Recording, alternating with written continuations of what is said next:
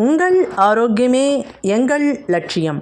மாமியார்ஸ் அடுப்பங்கராவிலிருந்து இன்றைக்கி நம்மளுடைய entire digestive சிஸ்டத்தை நல்ல சிறப்பான முறையில் மேம்படுத்தக்கூடிய இஞ்சி புளி ஆக்சுவல் வீடியோக்குள்ளே போகிறதுக்கு முன்னாடி இது வரைக்கும் எங்கள் சேனல் சப்ஸ்கிரைப் பண்ணலைன்னா இப்போவே சப்ஸ்கிரைப் பண்ணுங்கள். பக்கத்தில் உள்ள பெல் ஐக்கானை டச் பண்ணிவிட்டு இந்த வீடியோவை லைக் பண்ணுங்கள், மற்றவங்களுக்கும் ஷேர் பண்ணுங்கள். வாங்க, நம்ம ஹெல்த்துக்கு ரொம்ப நல்லது செய்யக்கூடிய இஞ்சி புளி அதுதான் இன்றைக்கி பார்க்க போகிறோம். ரொம்ப ட்ரெடிஷ்னல் அண்டு ரொம்ப ஃபேமஸ் ரெசிபி ஆல்சோ.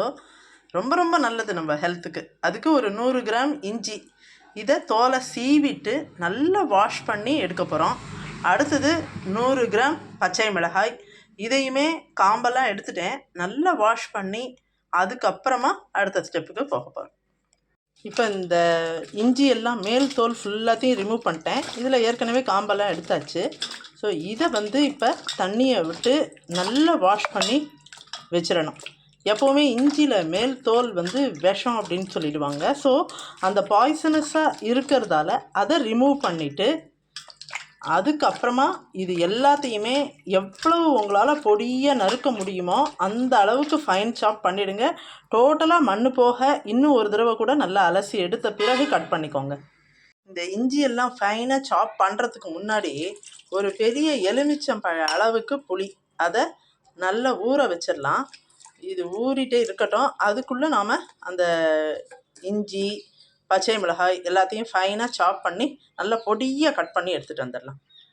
இது போல் ஒரு மண் சட்டி எடுத்துகிட்டு ஒரு அரை ஸ்பூன் போதும் நல்லெண்ணெய் கொஞ்சமாக விட்டுப்போம்.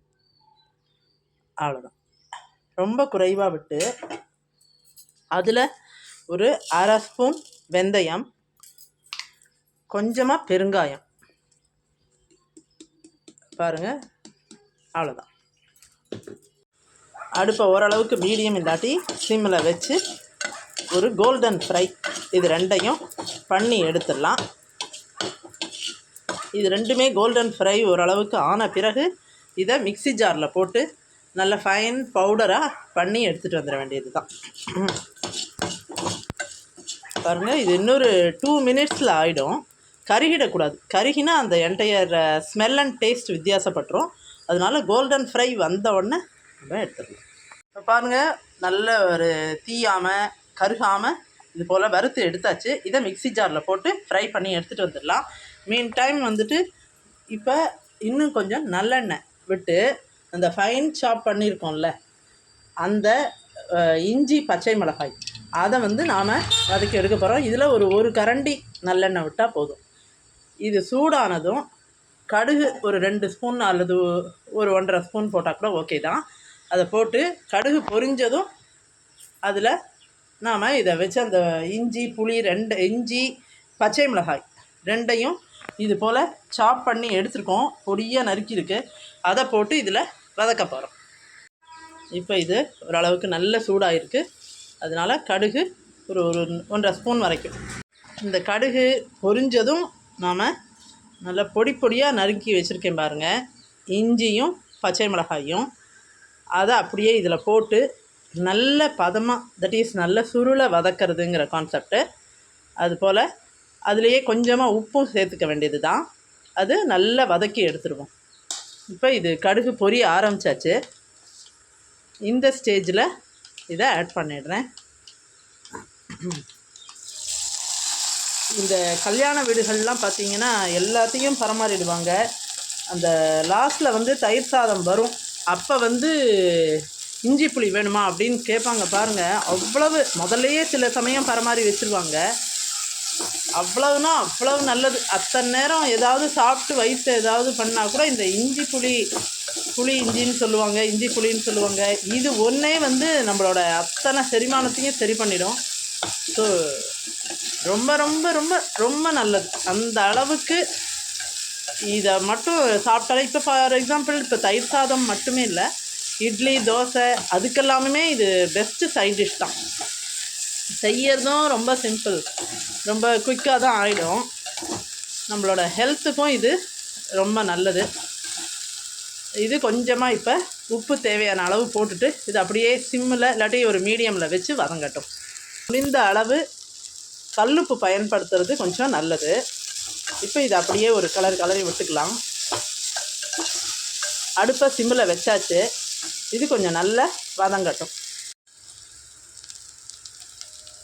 ஒரு 1/4 ஸ்பூன் மஞ்சப்பொடி இதில் ஆட் பண்ணியாச்சு. இதையும் சேர்த்து இப்போ நல்லா கிளறிடுவோம். இப்போ அந்த பெரிய எலுமிச்சம்பழ அளவுக்கு புளி ஊற வச்சுருந்தோம் இல்லையா, அதை நல்லா கரைச்சாச்சு. நல்லா நெடி ஏறுது. இஞ்சி, பச்சை மிளகாய் எல்லாமே கொஞ்சம் காட்டமானது தானே, அதனால இதை அப்படியே நல்லா கொதித்து ஓரளவுக்கு பச்சை வாசனை போகட்டும். அதுக்கப்புறம் அப்படியே கொஞ்சம் கொஞ்சமாக கெட்டியாகட்டும். அதுக்குள்ளே நாம் இந்த வெந்தயம் பெருங்காய பொடி பண்ணி எடுத்துகிட்டு வந்துட வேண்டியதான். அந்த வெந்தயம் பெருங்காயம் அந்த பொடியும் இதில் சேர்த்தாச்சு. இதில் காரம் அதுக்காக ஒரு 1/2 ஸ்பூன் அல்லது 3/4 ஸ்பூன் தனிப்பொடி காரப்பொடியும் சேர்த்துக்கலாம். ஏற்கனவே அதெல்லாமே காரமாக இருக்கும்.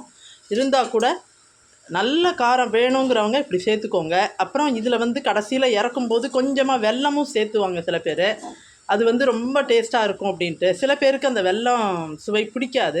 அவங்க இதை அப்படியே கொதித்து சுருண்டு வரும்போது இறக்கி வச்சிட வேண்டியது தான். நல்லா கொதிக்க ஆரம்பிச்சிருக்கு பாருங்கள். வாசனையும் அதே மாதிரி இருக்குது. இப்போ அதில் இருந்த தண்ணி, அந்த புளித்தண்ணி எல்லாமே வற்றி நல்ல ஒரு சுருண்டு கெட்டி பதமாக வர ஆரம்பித்தாச்சு. இந்த ஸ்டேஜில் ஒரு 2 அல்லது 3 நிமிஷம்தான் இன்னும். அதுக்குள்ளே நல்ல கெட்டிப்பட்டுரும். ஸோ அதை எடுத்து நம்ம வச்சு இட்லி, தோசை, சப்பாத்தி, தயிர் சாதம் இதெல்லாம் பிளேட்டாக நகர ஆரம்பிச்சிடும். அந்த அளவுக்கு டைஜஷனும் சூப்பராக ஆகும். 2வது டேஸ்ட்டும் எக்ஸலண்ட்டாக கொடுக்குங்க. இந்த இஞ்சி புளிங்கிறது it's a very traditional recipe. வீட்டிலையே நம்ம குறைந்த செலவில் ரொம்ப சிம்பிளாகவும் அதே சமயத்தில் ரொம்ப ஈஸியாக பண்ணி முடிச்சிடலாங்க. செய்முறையும் பார்த்திங்கன்னா ரொம்ப விளக்கமாக நல்ல வயசானவங்க எல்லாருக்குமே புரிகிற மாதிரி ரொம்ப தெளிவாக தான் சொல்லியிருப்போம். ஸோ நம்ம சேனலில் இது போல் மேலே நல்ல நல்ல ரெசிபீஸோடு உங்கள் எல்லாரையும் அடிக்கடி சந்திக்க போகிறோம். We will meet you often.